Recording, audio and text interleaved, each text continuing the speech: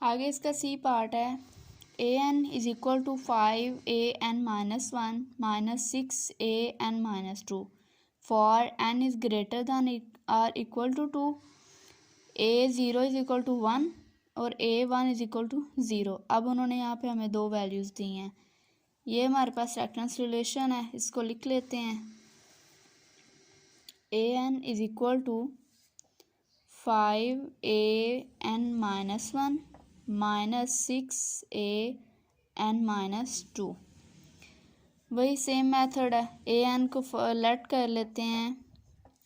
A n is equal to r n, a n-1 is equal to r(n-1), क्योंकि इसकी value में एक कम हो रहा है तो इधर भी एक कम होगा। अगर इसकी वैल्यूज़ में से दो कम हो रहे हैं तो इधर आएगा r(n-2). ये तीन वैल्यूज़ चाहिए थी, वो हम लोगों ने लिख ली। अब इस इक्वेशन में पुट कर देते हैं। ए एन की जगह पे r(n) is equal to 5 a n-1 है, उधर आ जाएगा r(n-1) माइनस 6 a n-2 है, उधर आ जाएगा r(n-2). इतना करने के बाद अब हमने देखना है कि इनमें से छोटी वैल्यू कौन सी है। एक है n-1 और n-2। तो ये n में से इधर एक कम हो रहा है तो दो कम हो रहे हैं, तो इसका मतलब ये हमारे पास सबसे छोटी वैल्यू है। इसको हमने दोनों तरफ डिवाइड कर देना है, r(n) ओवर r(n-2)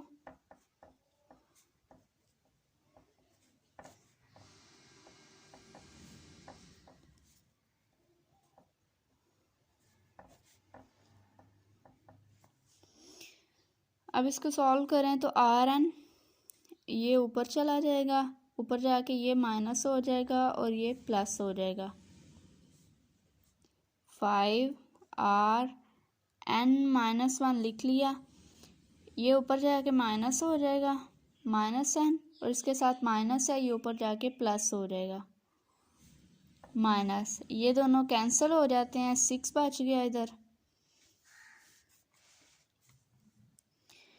इसको देखें, ये प्लस है ये माइनस है, दोनों कैंसिल, ये आ जाएगा r⁴ इधर ये प्लस है ये माइनस है, दो में से एक कम किया तो ये आ गया 5r⁴ माइनस 6। अब ये हमारे पास इक्वेशन बन रही है r का स्क्वायर। ये इसको इस तरफ ले आएंगे, -5r + 6 इज इक्वल टू 0। ऐसा हम लोगों ने इसलिए किया ताकि हम r के रूट्स निकाल सकें। अब इसको इसके फैक्टर्स बनाएं तो क्या बनेंगे, 3 और 2 के, r² -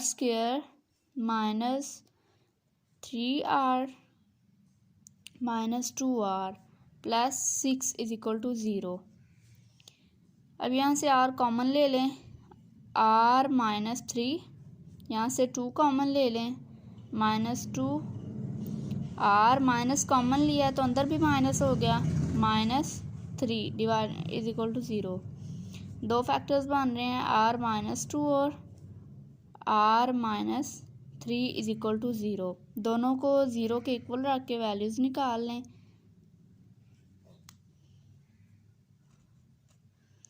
r is equal to 2 और r is equal to 3।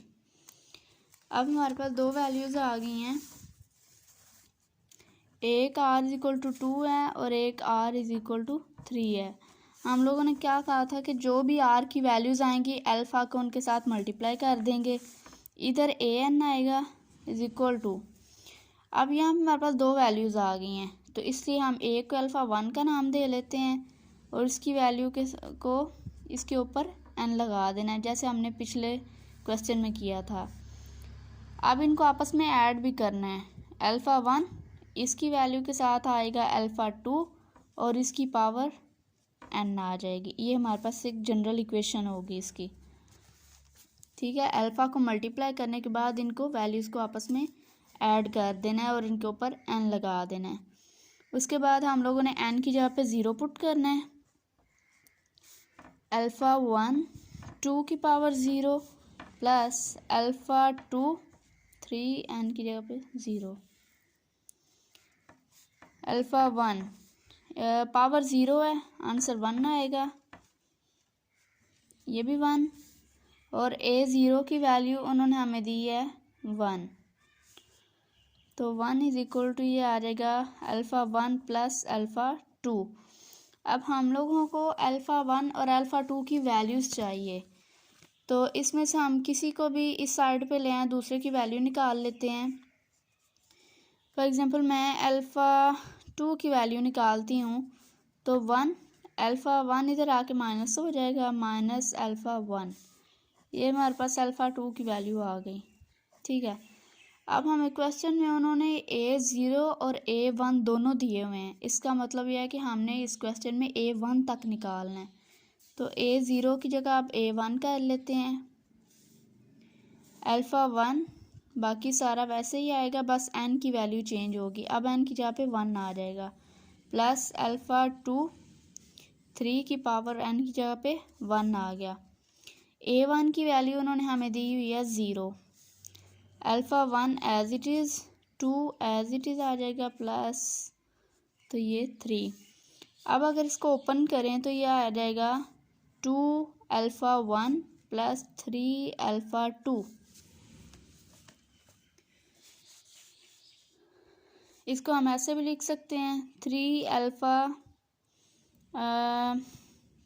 2 alpha 1 plus 3 alpha 2 is equal to 0। ठीक है, ऐसे भी लिख सकते हैं हम इसको। अब अल्फ़ा 2 की वैल्यू मेरे